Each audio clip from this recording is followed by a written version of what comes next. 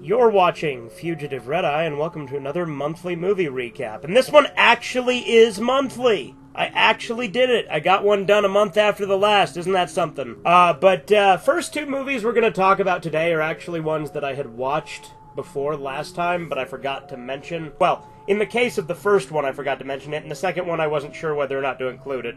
So with the first movie we'll be talking about, that's Patton. So this is a nearly 3-hour movie about General Patton, as you could imagine with a name like Patton. And it's a really good war movie. It shows you Patton's career during the war, and it focuses predominantly on his life during the war. There is actually a sequel called The Last Days of Patton, but I haven't seen that one yet, but I do plan to in the future. And the only reason this wasn't included in the last movie recap is just because I simply forgot to include it.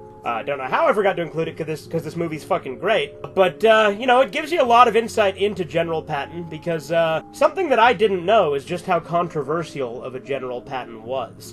Personally, I just knew he was a World War II general. But then you find out, as you watch the movie, and as if you look into his career to correlate this, guy was pretty fucking controversial. He was really harsh. He didn't believe in the concept of, like, battle fatigue and shit, and got in trouble for slapping a subordinate because he was crying, and because he was, like, nervous and shit and didn't want to go back out into battle, and Patton thought that that was pathetic and slapped him. Which, again, Patton was pretty fucking based, but damn, the guy was harsh. I would fucking hate to work under him. There's a lot of cool quotes and shit that he said, too. Overall, it's a really good movie. I quite enjoyed it. It's not like a super action-packed movie. It's mostly focused on Patton's career. But it is really cool that he, like, beat Rommel by reading Rommel's book and using his own tactics against him. I thought that that was pretty cool. But yeah, Patton's a good movie. The second movie that we had watched last time, and by we, I mean me, because it's not like it's consistent with who has watched all of these with me, although most of them I did on Red Eye Theater, or at the very least with the Discord group. But with this one, this is not the case. So this one is Sleepover, and the only reason I didn't include it last time is because technically I saw this movie as a kid, so it's not a new one I saw, which is typically what I go for on movie recap. However, it had been so long since I've seen it, and I remembered so little about it, it's probably worth mentioning. Now, the only reason I re-watched it, because my friend had recently watched Drew Gooden's video on it, and thought it would be really funny, as a So Bad It's Good movie. And so we watched it, and I remembered saying, oh yeah, no, there was a few laughs I had when I saw this back in, like, middle school, or wherever it was that I saw it the last time. When we watched it, to be honest, though, it's really not that funny as a So Bad It's Good movie. There's a few moments that are laughable. They should have made Steve Carell way more prominent in it, honestly. He was the one thing I remembered about it. And he was really, really minor in that movie. They don't really do a whole lot with him. It was really fucking lame. It sucks. Sleepover is a shit movie, and not even in a fun way most of the time. I would not recommend. It's fucking dull. Next up, we'll talk about Society.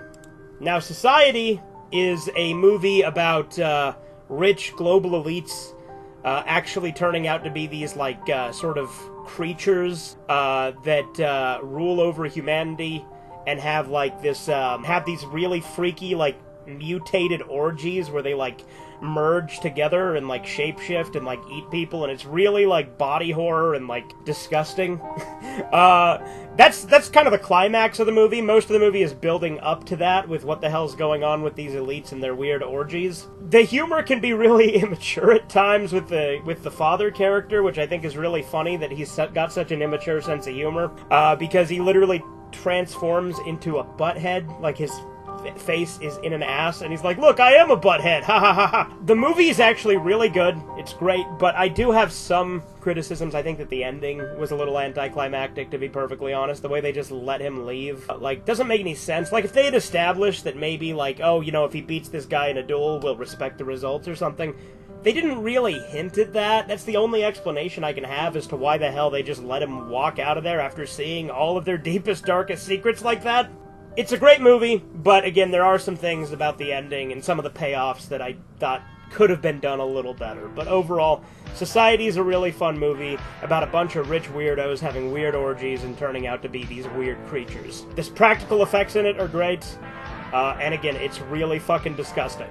Next up, we'll talk about American History X. So this is a movie that I've been meaning to see for a while now. It's that one that has Edward Norton as a Nazi that goes to prison and then comes back years later and is trying to prevent his brother from going down the same route.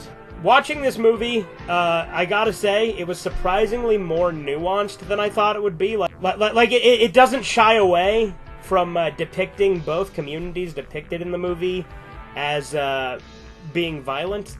For instance, the blacks that he kills in the beginning of the movie were literally like stealing his car and breaking into his house to try and kill him. Most of the time, a lot of the stuff that Edward Norton says actually is good points. There's good points he makes, and then there's other times that it's really over the top and kind of ridiculous. It just depends on the scene. For instance, when they go and attack that grocery store, it just seems kind of counterintuitive to what you think they would want to do, because you think, they're trying to, get all of these other races and ethnicities out of their community, right? Because they say that it's like a detriment on them because of, crime and violence and stuff. But then they react to it by being violent and committing crimes themselves. Seems counterintuitive to what you're going for me. But that's like the one scene that Edward Norton's character, isn't justified. The opening scene where he does the curb stomp and shit, in a legal matter, he's not technically justified to do the curb stomp, but those fuckers were literally breaking into his house to try and kill him. So I don't really... You're not gonna get a lot of sympathy from me in that regard. The curb stomp was obviously excessive. You're not gonna hear me complaining about, if someone's trying to break into someone's house and then they get what's coming to them.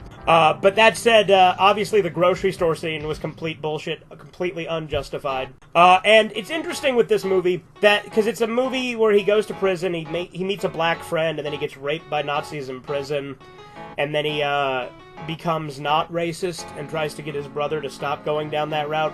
I did also like that the way it portrayed the reason why he started to turn away from the Nazis in prison that also ended up getting him raped is because he saw that they didn't actually believe any of what they were saying, and he did, and so he saw that these people didn't actually believe what they supposedly stood for.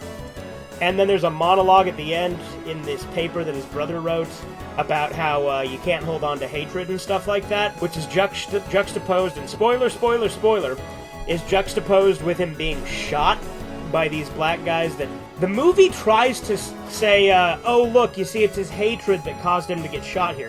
Fucking bullshit. The only reason those black guys fought him is because he intervened on them beating the shit out of another white guy earlier in the movie for no fucking reason. Literally the only reason he got shot is because he protected someone else from getting the shit kicked out of them. Had nothing to do, yeah, he was racist, but that had nothing to do with the reason as to why he got shot. He got shot because he intervened on a group of people beating the shit out of one guy. So when his brother, when Edward Norton goes in and he's like, oh, what have I done? I can understand and sympathize with, the thought process that, oh no, I caused him to go down this road, oh no, I'm indirectly responsible. But when the movie's trying to make you think that that's what got him killed, then the movie wasn't paying attention to what it portrayed in the fucking movie, with those guys just beating a guy up and him intervening, because it's literally the only other interaction he had with those guys. There is sort of a poetic irony to the monologue about not holding on to hatred, while showing him all bloodied and murdered and stuff. I like the redemption story they do with Edward Norton's character. I do kind of wish it was done a little bit more naturally, because really it just has, the black guy tell, 2 jokes, and then Edward Norton is immediately, friends with him.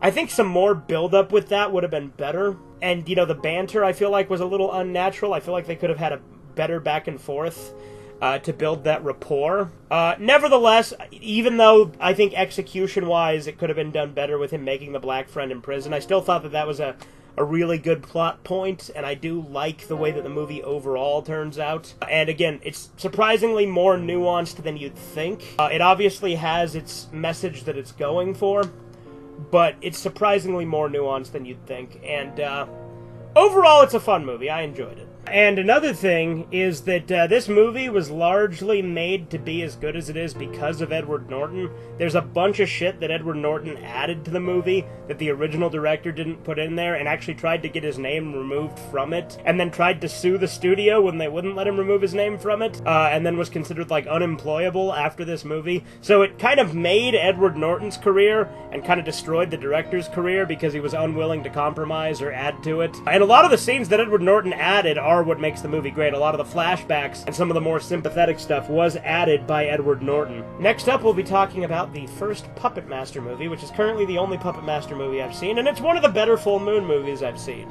It's a slasher movie, and it involves a bunch of puppets killing people. Now, the movie starts out in, like, World War II Germany, with this Jewish guy who made the puppets getting hunted down and killed. I was confused as to why the puppets are, like, bad guys. But something Corbin was telling me is that the movies, depending on who the puppet master is, will either have the puppets be good guys or bad guys, and it depends on the movie. Overall, it was a really good movie with a lot of practical effects, and it's a bunch of these, like, snobby asshole psychics getting killed by the puppets. But something that is interesting, some of the character motivations sometimes can be a bit confusing to me. Like, for instance, when the puppets turn on their puppet master, which I guess they just turned on him because he was mean to them and disrespected them in the end, or something. Can they just do that if he's their puppet master and they're just able to turn on him? Is he truly a puppet master? Anyway, there's that, right? But, like, the puppets turn on him and they're killing him, and then, like, the last, like, surviving psychic guy is, like, telling them to stop killing him. It's like, dude, this guy, like, killed all of your friends and shit and tried to kill you with the help of these puppets, and now they're killing him and you want them to stop? Why? He wanted you dead. Why are you trying to intervene on his behalf when he's the villain who's, like, tried to have you killed?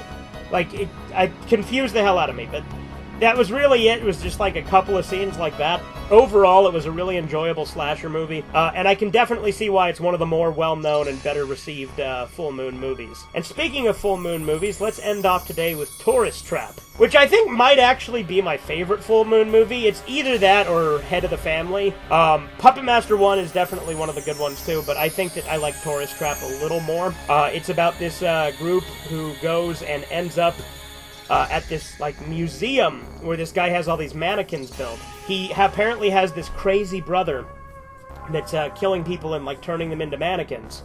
But as it goes on, you find out that there actually is no crazy brother. It's like a split personality kind of thing, kind of like a Norman Bates thing. Although, it seems the guy's actually perfectly cognizant of it by the end, where he's completely aware that he's the same guy. But earlier in the movie, they kind of lead you to believe that it is actually a split personality, because he's, like, surprised by the people being killed. I can't tell if that's, like, an issue with, you know, like, to try and fool the audience, or if there is genuinely some, like, conflict in his head where he's trying to figure it out. Nevertheless, the guy who plays the villain is Chuck Connors, the guy who played the rifleman. And that was really cool. He was charming as hell, and really good slasher villain. The masks he has are cool. And overall, it was a really cool and suspenseful movie. I quite enjoyed it. I think it, like I said, I think it might be my favorite full moon movie. Surprisingly tame. It's only PG, and this was the uncut version. So I'm surprised. I'm curious as to what's cut out in the non-uncut version. But overall, it's a really good slasher movie with kind of a psycho-type twist, where it turns out that the character is, in fact, one person. He's also got these psychic abilities where he can kind of bring the mannequins to life. That's never fully elaborated on how it works, which is fine. Doesn't need to be. But that is just a thing that happens in the movie. So I guess that's the through line between that and Puppet Master, because we watched them both the same night, is that there's psychic abilities, and obviously they're both full moon movies. But yeah, that does it for this monthly movie recap. I actually got one done in a month. I hope you guys enjoyed. Have a good one. Doodles. You take forever to say nothing. Subscribe. The Fugitive Red Eye.